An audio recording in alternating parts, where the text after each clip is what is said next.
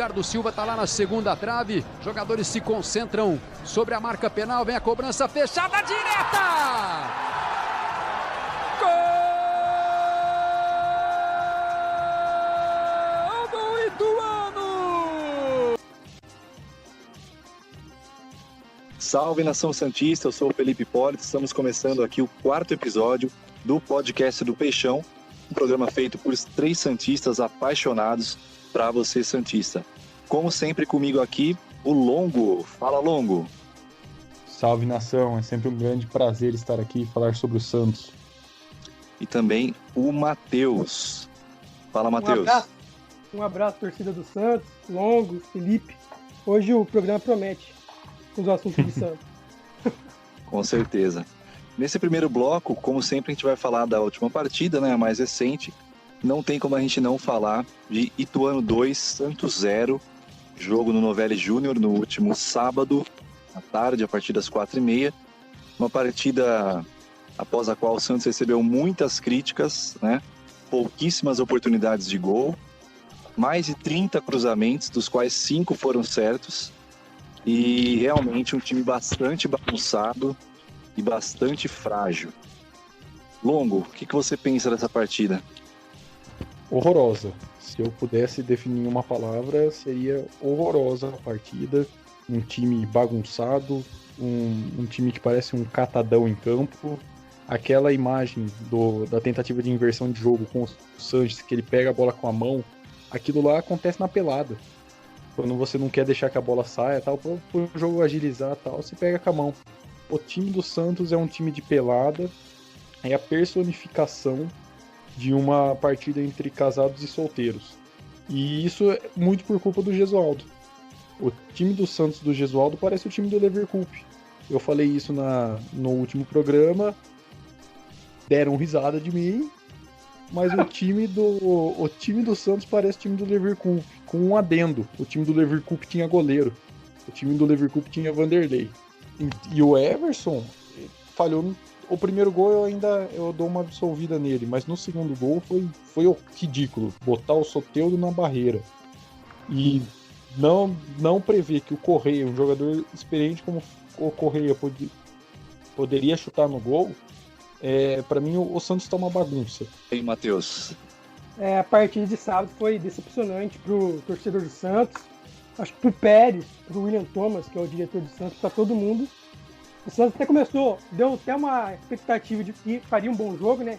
Teve um lance pelo lado esquerdo do Soteldo no primeiro ou segundo minuto, mas depois o Ituano tomou conta do jogo e o primeiro gol foi uma vergonha de marcação. O Gesualdo, que prega tanto equilíbrio, que prega tanto a marcação, a defesa, o atacante do Ituano, se não me engano, o Iago, ele pega livre no 1 contra 1 contra o Felipe Jonathan.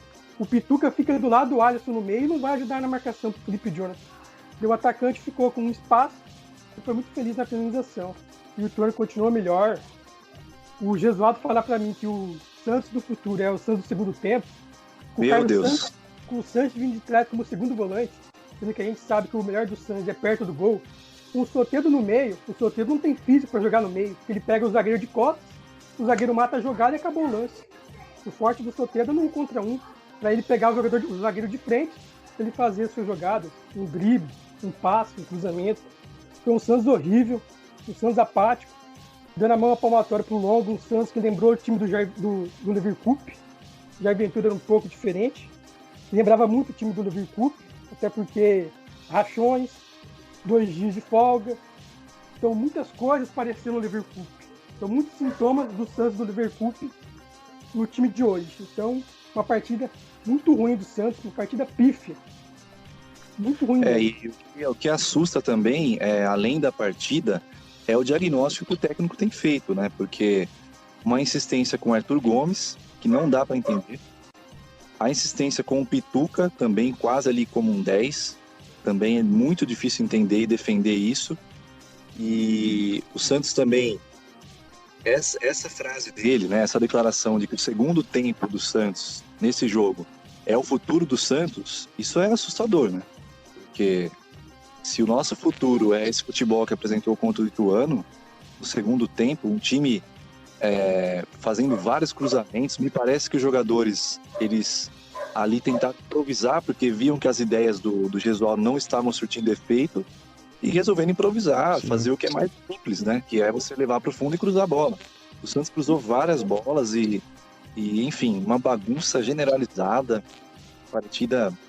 mais uma partida para esquecer. E uma coisa que me marcou muito também, e depois eu vou falar o que eu penso sobre o Gesualdo, que eu acredito que realmente não dá para continuar. O Felipe Jonathan, ele falou que o Gesualdo pediu para guardar esse segundo tempo também, e disse que no intervalo o papo foi no sentido de manter o equilíbrio para o Santos não tomar uma goleada do Ituano. Gente, pelo amor de Deus, a camisa que o Santos tem, não dá para enfrentar o Ituano pensando em não levar goleada. Eu até tinha dito no outro jogo, e eu esperava o Santos, até o Longo concordou comigo, um Santos com coragem, enfrentando o Ituano com coragem. O Santos tinha que entrar no segundo tempo para virar o jogo, não para não levar goleada. Isso é um absurdo. E outra coisa que ele gosta de dois laterais que atacam e o Pará não ataca. Ele tem o Madison inoperante ali. Ele tem o Madison, que é um jogador mais ofensivo, que chega mais à linha de fundo, que ataca mais, e ele deixa o Madison no banco. O Lucas Venuto, que ele não coloca nunca, ele prefere colocar o Uribe, Caio Jorge, Raniel, que não são pontos. Thailson. Ele coloca o Venuto de lateral, mas não coloca ele de ponta. Então tá uma bagunça muito grande no time do Santos. O que me parece é que os próprios jogadores não entendem a filosofia do Gesualdo e eles tentam resolver por conta própria. Exatamente. E acaba virando essa bagunça generalizada que tá o time. Porque eu acho que o jogador acaba pensando, deixa eu tentar ajudar o técnico aqui de um outro jeito, porque do jeito que ele tá me pedindo, a gente não vai conseguir nada. E aí acaba tentando improvisar, que foi o que a gente viu em alguns jogos aí. Nesse segundo tempo, para mim, isso foi muito claro também. Sim. E o Longo falou que o Everson falhou mesmo no segundo gol, mas uma hora ele vai acabar sofrendo gol, que é um time que, além de não saber atacar, além de não conseguir criar chance de gol, por mais que ele fale que o nosso segundo tempo foi melhor, o Santos praticamente não cria, e o Santos sofre atrás. Não é um time que é forte na defesa e tem problema no ataque. O Santos não consegue nem criar e nem se defender bem. Daí fatalmente vai acabar respingando no Everson ou em qualquer outro goleiro. Eu até separei uns dados aqui nessa linha do que o Matheus falou. Os dados do Footstats que eu peguei hoje, o Santos tem 11,1 finalizações por jogo, 63% das finalizações com assistência. Esses são os piores números nesses quesitos entre todos os times da Série A. Ou seja, muita coisa para acertar. O Santos com um problema seríssimo de criação de jogadas. O Gesualdo não dá chance para o Evandro, que também é inacreditável. Ele colocar o Jean Mota de novo e não dá chance para o Evandro, sendo que no ano passado Evandro e Sanches se entenderam muito bem. Então fica muito difícil a gente defender esse trabalho. Eu realmente defendo o tempo, né?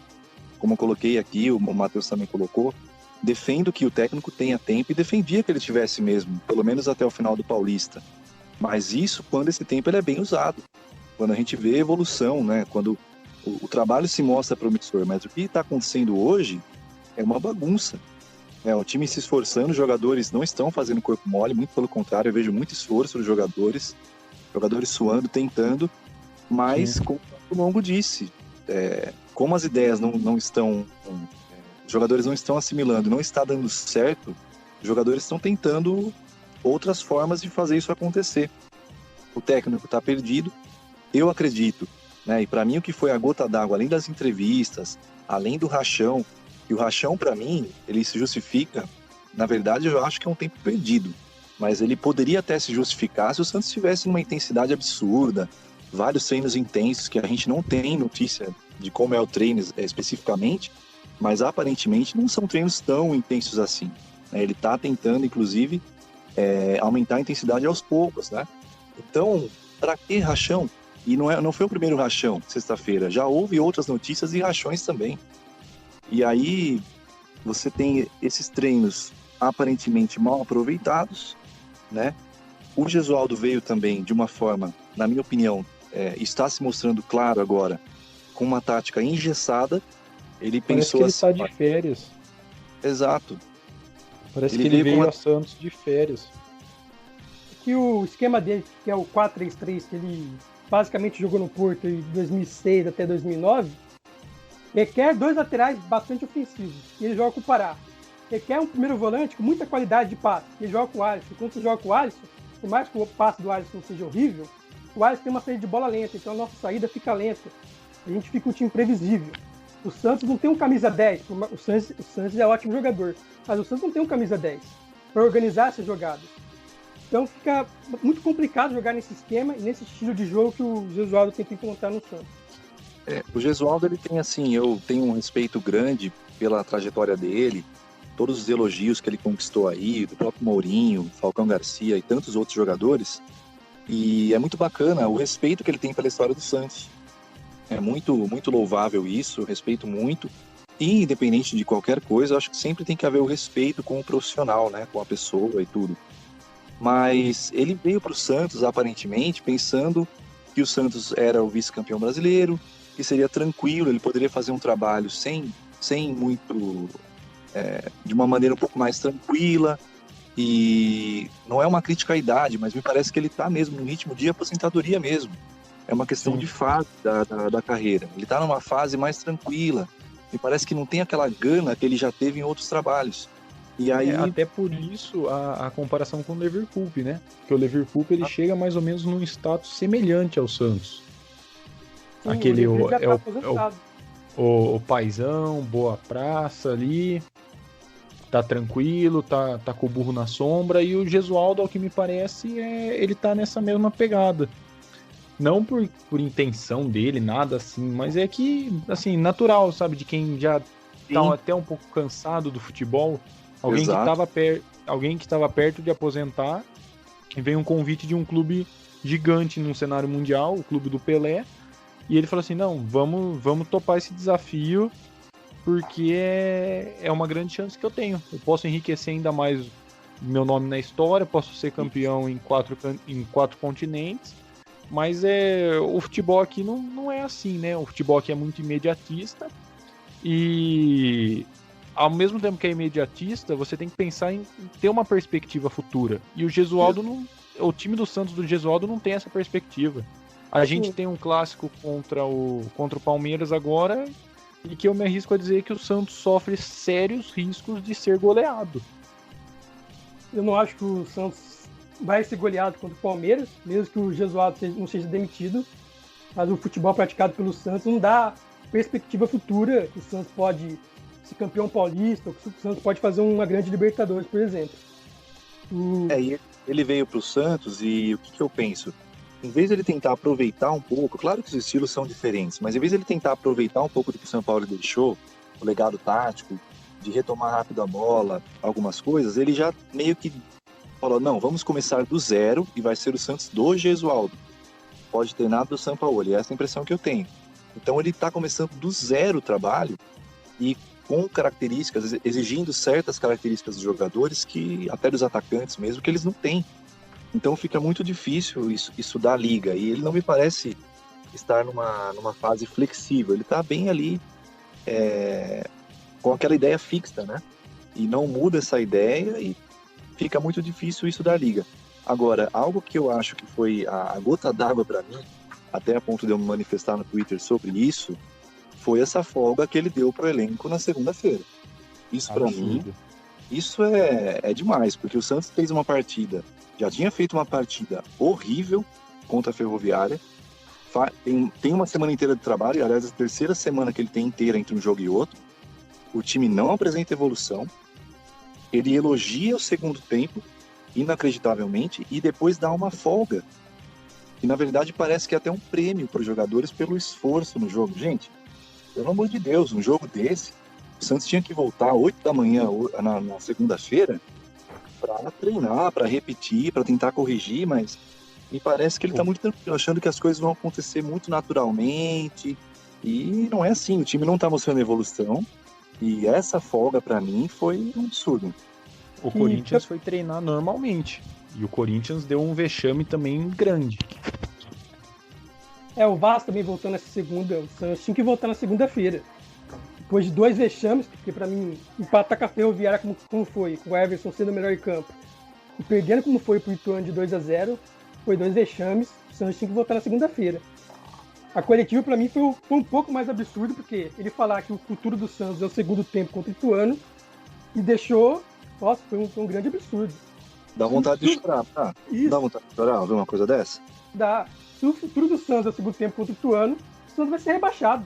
Porque o segundo tempo do Santos contra o Ituano não teve absolutamente nada. Olha, sabe o que me parecem essa coletiva dele? Foi o seguinte, naquela época do Dorival, ali em 2017, que ele falava, o time perdia e ele sempre dizia que o time estava em constante evolução. Me parece uma... me parece uma entrevista coletiva desconexa da realidade. Totalmente. É o diagnóstico que ele não está conseguindo fazer isso que me assusta também. Porque o time está com problemas claros, né? Táticos, de desempenho individual, e ele não está conseguindo identificar esses problemas e como resolver isso, aparentemente. Então, a gente começa a pensar, mas vai manter o técnico? Vai ser pior para ele, porque vai manchar, de repente começa a passar vexames aqui, toma goleada em plástico, não sei o quê, vai manchar a carreira dele no último trabalho, vai ser ruim para o Santos, até o Santos conseguir, de repente, se acertar, vai demorar mais ainda para trazer um outro treinador, esse treinador conhecer melhor o elenco, colocar suas ideias em prática. Então, eu acredito, sinceramente, que o Santos deveria, de uma forma respeitosa, falar com o Gesualdo, agradecer todo o carinho que ele demonstra pelo Santos, o respeito. De repente, daqui a algum tempo, ele pode até vir para ser um diretor ou algo assim, não acho nada absurdo, mas o cara conversa muito bem, é muito educado, é um gentleman mesmo, mas como técnico não deu liga e eu não vejo perspectiva. Sinceramente, eu mudei minha opinião em relação a isso. Eu acho que nesse caso específico não adianta mais o Santos protelar isso. Acho que protelar é só adiar algo que é certo, que é a demissão dele. E você escancar um erro de planejamento, porque o Santos demorou a contratar um técnico, não tinha notícia nenhuma.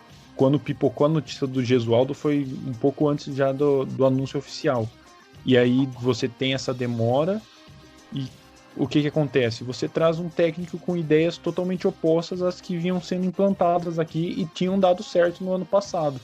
Então você pega o trabalho do ano passado, um trabalho que o Sampaoli, que pese como foi o final da passagem do Sampaoli pelo Santos, um trabalho bom, o Sampaoli deixa o time redondinho, você pega e joga fora. Você joga no lixo e recomeça do zero, os jogadores tendo que assimilar algo totalmente novo, você coloca em risco a temporada inteira.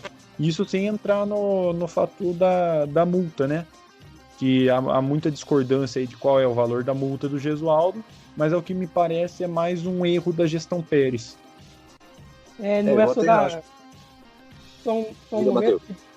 Não é só da gestão Pérez, é do William Thomas, né? Que a torcida do Santos acho que gosta muito, também gosta do trabalho dele. Sim, é que eu falo gestão Pérez como um todo, assim, né? Querendo ou não, o William Thomas tá no meio da gestão aí, tem sua participação. Porque ele negociou 2 semanas com o Gesualdo, foi bastante importante para o Santos contratar o Gesualdo, porque eu não imagino que o Pérez conhecesse o Gesualdo. Na verdade, eu até entendi de certa forma os critérios, porque os números do Gesualdo nos times nos quais ele foi campeão eram bons, eram números bons, mas de repente faltou um pouquinho ali acompanhar para ver se ele realmente estava se reciclando e conversar com ele de uma maneira que, olha, nós estamos trazendo você, mas a gente não quer perder totalmente o trabalho do Sampaoli, a gente quer que você coloque as suas ideias, mas que aproveite um pouco daquilo, porque não é possível que ele não conseguiria aproveitar nada do que o Sampaoli deixou, por mais que o estilo seja diferente, a forma de atacar, a forma de se defender, certas coisas ele poderia ter aproveitado. Eu sinto que ele veio assim muito engessado. Não, eu tenho capacidade, vou fazer dar certo no meu estilo. O Santos, na visão dele, tinha o time vice-campeão brasileiro, então acho que para ele pensou assim, vai ser relativamente tranquilo eu conquistar um título aqui, sair por cima, encerrar a carreira por cima, mas não é bem assim. Muitas vezes não acontece essa liga, mas eu acho que falta um pouco de flexibilidade para o Gesualdo também. Eu acho que se ele fosse um pouco mais flexível, essa adaptação seria um pouco menos pesada e o Santos conseguiria, de repente, mudar o estilo até de uma forma mais gradual, não tão repentina, porque a impressão que a gente tem é que ele praticamente nos treinos disse o seguinte, olha, não que ele tenha dito isso, mas na prática dá a entender que, olha, o que aconteceu no passado ficou lá A partir de agora é uma outra filosofia, são outras ideias. E até em entrevistas ele meio que deu a entender isso, né? Que há várias formas de você ser campeão, nenhum técnico é igual ao outro. Então ele já meio que deu a entender que, olha, eu tenho o meu estilo, não vou mudar, não vou abrir mão. Se for para ser campeão, vai ser dentro do meu estilo, com as minhas ideias. Unicamente com as minhas ideias. Foi isso que eu senti do Gesualdo, sinceramente.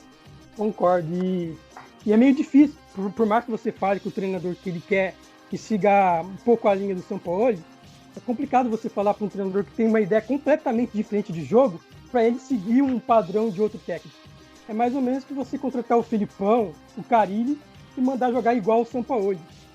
Mas eu digo assim, eu digo aproveitar, não jogar com as mesmas ideias, mas tentar aproveitar um pouco e devagarzinho colocar as ideias dele em prática. A forma ele começou do zero ali. Sim, eu entendi o que você disse, mas é complicado para um treinador que tem ideias diferentes seguir seguir algumas ideias do outro técnico. Eu concordo com o Matheus também. A gente tem aí uma semana, tá vendo várias notícias pipocarem, né? De que há uma pressão interna já também considerável e vamos ver o que vai acontecer. Eu sinceramente, não acredito que ele não chega até o clássico. Eu já posso pedir o Dorival? Meu Deus, corta o microfone aí, meu Felipe. Hora de encerrar o assunto, né? O Dorival não, porque o Dorival tá empregado, né? Olha, eu gostaria demais do Rennes e do Vélez, mas acho difícil. Porque ele não gosta de interromper o trabalho. Já eu queria o Rogério Ceni, tá no Fortaleza. Acho que o Rogério Ceni tem todas as qualidades para treinar o Santos. Ele joga para frente como a torcida gosta. Ele gosta de um time intenso também. Ele trabalha com mão de obra barata. Ele não ia custar muito ao Santos. Ele também não pediria jogadores caros para o Santos, porque ele vem do Fortaleza. E eu acho que o Rogério Ceni encaixaria como perfeito no time do Santos. Eu daria um voto de confiança pro Elano. Já citei no episódio anterior e acho que valeria dar um voto de confiança a ele. Um nome que poucas pessoas citam, mas que eu acho que seria se for no campo das apostas, nomes mais novos, é o Thiago Largue também, que era do Atlético Mineiro. Um cara muito estudioso, que gosta do jogo posicional, jogo ofensivo. Acho que seria uma aposta válida também. No campo das apostas tem algumas opções interessantes também, né? Até porque hoje, assumir, para você contratar um novo técnico pro Santos, já seria uma aposta, né? Porque dos medalhões que tem aí, é difícil você imaginar algum treinando o Santos. Mano Menezes com um estilo de jogo que não casa, é complicado.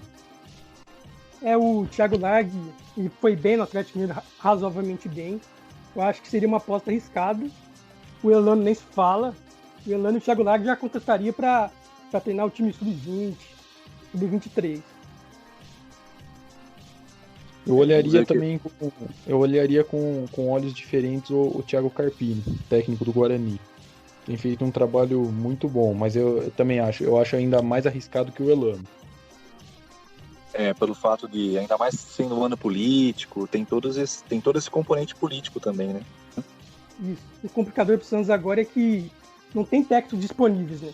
O Rennes, que você falou, está empregado. O técnico do Del Valle está empregado. O Rogério Ceni, que eu falei, está empregado. Renovou com o Fortaleza em dezembro. Difícil de sair do Fortaleza para assinar com o Santos agora. Então, todos os técnicos bons que o Santos poderia contratar estão empregados. Então, se o Santos demitir o Gesualdo, vai ser uma tarefa árdua para achar outro técnico à altura do clube. Eu vi alguém no Twitter falando do técnico do Argentino Júnior. Agora, o nome dele é Diego Dabove. Não sei nem se essa é a pronúncia correta. Mas parece que deu trabalho pro River do Galhardo. Parece que também é um técnico adepto de uma filosofia ofensiva. Mas seria outra aposta, né? Seria outra aposta. Ele treinou antes o Godoy Cruz. Eu acho que se o Santos chegar, claro que sempre, e isso é um ponto que eu acho bacana do Pérez, porque ele sempre informa ao clube, ele nunca negocia pelas costas do clube, né? Com os técnicos, quando estão empregados. Mas eu acho que se o Santos chegar com uma proposta bem interessante mesmo, não acho tão difícil trazer alguém empregado. Mas é o projeto e é realmente mostrar que... Acho que é ser o mais franco possível, né? Mostrar o que o Santos pode investir, a capacidade real de investimento, e ver se o técnico compra o projeto. E mostrar qual a filosofia que se espera, né? Isso. O Gesualdo, o Pérez esperava que ele mantivesse uma... Porque realmente nos times do Gesualdo ele teve números positivos, ofensivos também, né? Mas no Santos essa liga não acontece e é difícil acreditar que vai acontecer de agora em diante, né? Carlos Sanches vai pra bola, autorientado, levantou, Gustavo Henrique, subiu, escorrega!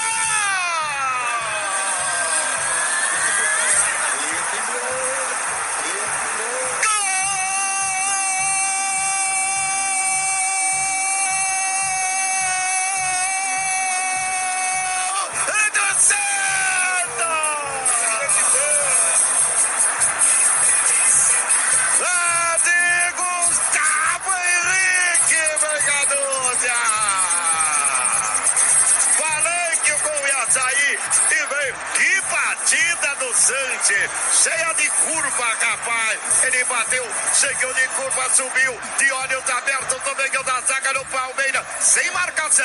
Livre, Gustavo Henrique, bota lá dentro. Bom, agora o Santos tem o desafio, que vai ser esse clássico, com várias definições aí que vão acontecer durante a semana. Não sabemos se o Santos vai ter o Gesualdo no banco de reservas ou não. Santos e Palmeiras, no próximo sábado, às 4 da tarde, no Pacaembu, em André dos Santos. Santos com 11 pontos, líder do grupo A, contra o Palmeiras, segundo colocado do grupo B, com 16 pontos.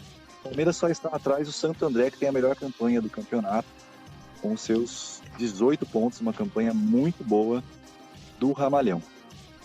Bom, o que vocês esperam desse jogo? Vocês acreditam que é possível, apesar dessa fase, o Santos conseguir surpreender? Porque hoje, para mim, o Palmeiras é claramente favorito. Acho que para vocês também, né? Sim. Clássico eu tô preocupado. Clássico é clássico, a gente sabe que equilibra. O Santos vai jogar no Pacaembu, vai ter mais torcida, mas eu também não sei quanto vai de torcedor. Principalmente se o Gesualdo chegar até sábado. Eu acho que não chega a 20 mil pessoas no Pacaembu, mas o Palmeiras é favorito. Talvez o Rony já jogue, né?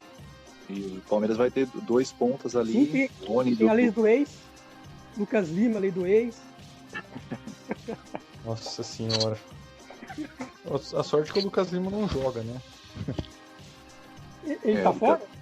Não, ele sempre tá fora, né? Desde 2015. Sim, eu tô falando que ele pode ficar fora do time, você tá falando, né? Não tá machucado, não. Não. Eu só tô dizendo dele tá fora, assim, fora da realidade mesmo, que ele não joga bola desde o ápice dele no Santos. Mas teve em 2018 o Santos e o Palmeiras no Pacaembu, ele fez o gol. Foi 1-1, eu acho. O time do Santos era comandado ainda por Jair Tortura. O Gustavo Henrique fez o gol do Santos e antes o Lucasinho fez 1-0. Então cuidado, hein? Eu acho que então, é um clássico que me gera bastante preocupação, porque o Luxemburgo tem feito um bom trabalho. Eu acreditava que ele já tinha dado pro futebol, mas hoje vendo o Gesualdo no banco do Santos, eu queria o Luxemburgo, viu? Eu acho que esse jogo, Santos e Palmeiras, tem até aquela questão se a gente lembrar do último jogo, o Santos deu olé e tudo aquilo. Então eu acho que o Palmeiras vem bem mordido para esse jogo. Acho que o Luxemburgo vai trabalhar, como sempre faz, né? Muito bem essa questão motivacional também. Claro que o clássico por si só já traz uma motivação a mais. Mas o Palmeiras vem com esse gás aí para tentar devolver, de repente, aquela partida. E principalmente se o Santos ainda tiver o Gesualdo como técnico, eu realmente fico preocupado, porque o Santos não tem desempenhado, não tem conseguido praticar um bom futebol. É um futebol que traz muita insegurança, e quando o time joga com medo contra o Ituano, imagine um clássico. É isso que me dá um pouco de receio também. Eu não sei como que o Santos vai estar, o emocional, a confiança, tudo começa a cair. E de repente, se o Gesualdo, se acontecer aquilo que eu sinceramente ainda acho que vai acontecer, o Gesualdo ser demitido antes do clássico, pelo menos tem aquela vontade também dos jogadores de mostrarem algo diferente para o técnico, ou para o novo técnico, ou para um próximo técnico a ser contratado, né? Um outro ponto também que eu acho importante é que se o Gesualdo for demitido mesmo, o vocês falaram bem que tem esse desafio para encontrar um novo treinador, vai ter que ser uma escolha muito certeira e tem que ser rápido, né? Porque o Santos não pode se dar o luxo de demorar 2, 3 semanas, já a Libertadores já está aí. Próxima terça-feira o Santos já tem o jogo, né? Então vai ser uma decisão complicada, o Santos vai ter que tomar ela de forma rápida. Vamos ver o que acontece nos próximos capítulos aí dessa novela envolvendo o Gesualdo. E acho que sobre o clássico é isso, né, gente? É isso Também, mesmo, não tem muito o que falar, né? É aguardar. também fica a dúvida se o Gesualdo seguir ou não, como que o Santos vai jogar. Se o Santos vai marcar em cima, se o Santos vai esperar atrás, se o Santos vai mudar seu ritmo de jogo. O Santos vai ser essa lentidão que foi em todos os outros 7 jogos. E se o Gesualdo ficar, ele sabe que é a última chance dele. Então ele vai querer ter uma resposta. Se ele sair, o interino, o novo treinador, vai querer jogar de outra forma. Então, fica essa dúvida como o Santos vai jogar. Eu já tô vendo o Chulapa comandando o time na Argentina já. E acho legal pilhar o pessoal lá pra jogar contra a Defensa e Justiça. Sinceramente, com todo respeito ao Chulapa, é uma temeridade o Santos estrear na Libertadores com o Chulapa no banco de reserva. Ah não, só pra pegar uma pilha só. Temeridade com o Chulapa, temeridade ao quadrado com o Gesualdo. É isso, gente. Bom, vou agradecer mais uma vez o Vanderlei Corrêa. Ele fez um vídeo recente, vocês viram também, né? Falou bastante da gente, falou muito bem da gente lá e mostra que tá ouvindo os nossos episódios. A gente agradece muito o apoio do Vanderlei Corrêa. O canal sempre com muita informação, muita análise. A gente recomenda sempre mais uma voz santista aí na mídia para quem quer consumir conteúdo exclusivo sobre o Santos Futebol Clube. Muito obrigado, um grande abraço aí para o Vanderlei. E queria pedir para o Matheus só reforçar as redes sociais do podcast do Peixão. Fala, Matheus. Fala, Nação Santista, o podcast do Peixão está no Twitter, no Instagram. O Twitter é ppeixão, com 2P. Também estamos no Spotify, no SoundCloud, no YouTube, todas as plataformas do podcast do Peixão para mostrar o conteúdo exclusivo sobre o Santos. Bacana. Um último alô aí, Matheus e Longo, da Nação Santista. Bom, Nação, queria agradecer o apoio de todos vocês nesse curto período ainda que estamos fazendo o podcast. As recepções têm sido muito boas, a interação na internet. Tem alguma sugestão, alguma dúvida, pode mandar ou para o perfil oficial ou para qualquer um de nós. Valeu mesmo. Fala, Matheus. Fala, Nação Santista. Sei que a fase do time não está boa, não está nada legal.